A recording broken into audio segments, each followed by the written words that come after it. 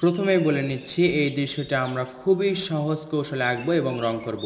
দেখতে পাচ্ছেন আর্ট পেপারের ওপর এভাবে একটি পাহাড় আঁকবো, এই পাশে আরেকটা, দুইটা পাহাড় আঁকার পর আমরা দেখুন এখানে একটা ঘর আঁকবো। প্রথমে ঘর আঁকতে হলে ঘরের চালা আঁকতে হবে। সোজা দাগ দিয়ে দুই পাশে দুইটা দাগ দেওয়ার পর আমরা কি করব, নিচে আরেকটা দাগ দিলাম, এরপর দুইটা দাগ দিলাম, এই দাগটা আবার নিচে মিলে দিব, মিলে দেওয়ার পর এটা ডাবল করে দিব। সুন্দর একটা ছোট্ট ঘর হলো। ঘরে আমাদেরকে দরজা আঁকতে হবে। দরজা আঁকার পর জানালা আমরা আঁকলাম না আপাতত। এরপর আমরা দেখুন এইভাবে একটা সোজা দাগ দিব। এটা হচ্ছে পাহাড়ের নিচে মাটি।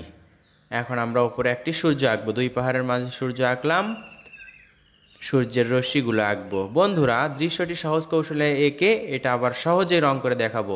রংটাও অনেক সহজ হবে আশা করছি। এখন আমরা দেখুন পাহাড়ের নিচে গাছপালা আঁকছি। গাছপালা ডালপালা না আঁকলেও হবে, শুধু এভাবে দিলেই সুন্দর লাগবে। এরপর আমরা দেখুন আরেকটা দাগ দিব, একটু নিচের দিকে নিয়ে এসে আবার সোজা করে দিব।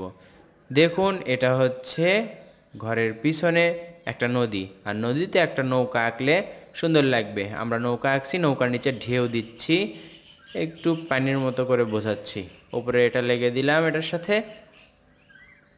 এখন আমরা কি করব, এখানে একটা ছই আঁকবো। ছইটা সহজেই আঁকা যায়, সহজ, অনেক সহজ। এখন একটা রাস্তা আঁকবো। ঘরের থেকে একটা রাস্তা আঁকলাম, আর এই পাশে একটু পাথর আঁকবো। দেখুন গোল করে একটা পাথর আঁকলাম, চ্যাপ্টা আকৃতির গোল। তিনটা পাথর আঁকার পর এই পাশে একটু ঘাস আঁকবো। ছোট্ট করে কিছু ঘাস আঁকলে দেখুন এই স্পেসটা ভর্তি হয়ে সুন্দর লাগছে। এখন আমরা রং করব। উপর দিকে করছি কমলা রং এবং নিচের দিকে করব হলুদ রং। তার আগে কমলা রং কোথায় কোথায় আছে সেখানে আমরা করে নিলাম। কমলা রঙের কাজ যেখানে সেখানে শেষ করে ফেলবো। দুই জায়গায় কমলা রং ছিল, আমরা করলাম। এখন হলুদ রং, সূর্যের এই নিচের অংশে হলুদ রং এবং ঘরের মাঝে হলুদ রং দেয়ালে। এরপর দেখতে পাচ্ছেন হলুদ রংটাই নিয়ে আমরা ওই নিচের পাহাড়ের নিচের গাছপালার উপরের দিকে করছি এবং সবুজ রং নিয়ে নিচে আবার হলুদ রঙের সাথে মিশে দিচ্ছি। নিচের দিকে গাঢ় হবে, উপর দিকে হালকা হবে, এই রকম। এরপর আমরা কি করব, এটা হচ্ছে বেগুনি রং। বেগুনি রং নিয়ে দেখুন নিচের দিক থেকে ধরে উপর দিকে তুলে দিচ্ছি।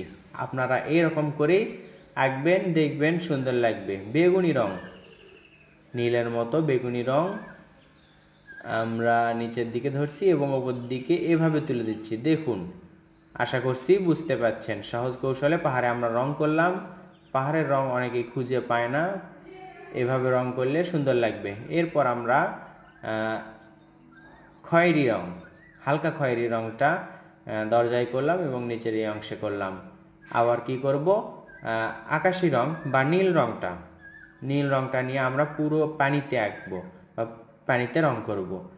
রং করার পর, পুরোটাই করার পর ব্লেড নিব। দেখুন ব্লেড নিয়ে এভাবে রঙগুলো তুলে দিব, তাহলে পানির ঢেউটা সুন্দর লাগবে এবং বোঝা যাবে সুন্দর পানি, নদীর পানি। এভাবে কিন্তু আঁকা যায়, রং করা যায়। দেখুন সুন্দর লাগছে কিন্তু এভাবে দেওয়ার কারণে। এরপর আমরা নৌকার নিচের অংশে কালো করব। এটা আমরা সাইন পেন দিয়ে করলাম, আর উপরে এটা হলুদ করলাম। এরপর কাঁচা হলুদ রংটা আমরা রাস্তায় করলাম, অথবা হলুদ রঙও করতে পারি রাস্তায়, যেটা ঘরেতে করছিলাম।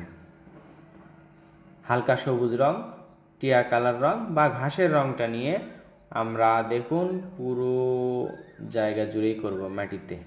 এটা দেখে মনে হচ্ছে সবুজ ঘাস। তো বন্ধুরা, এটা করার পর দেখুন দৃশ্যটা প্রায় রং করায় ভরে গেল, রং দিয়ে ভরে গেল, সুন্দর লাগছে, প্রাণবন্ত হয়ে গেল। নিচের দিকে পাথরের নিচের দিকে ছাই কালারের মতো রং করছি এবং উপরে সাদা রং দিয়ে মিশিয়ে দিলাম। দেখুন সুন্দর একটা দৃশ্য হয়ে গেল, রং করা সহ সুন্দর একটি দৃশ্য। কেমন লাগলো কমেন্ট করে জানাবেন, ভালো লাগলে লাইক কমেন্ট শেয়ার করবেন। আসসালামু আলাইকুম।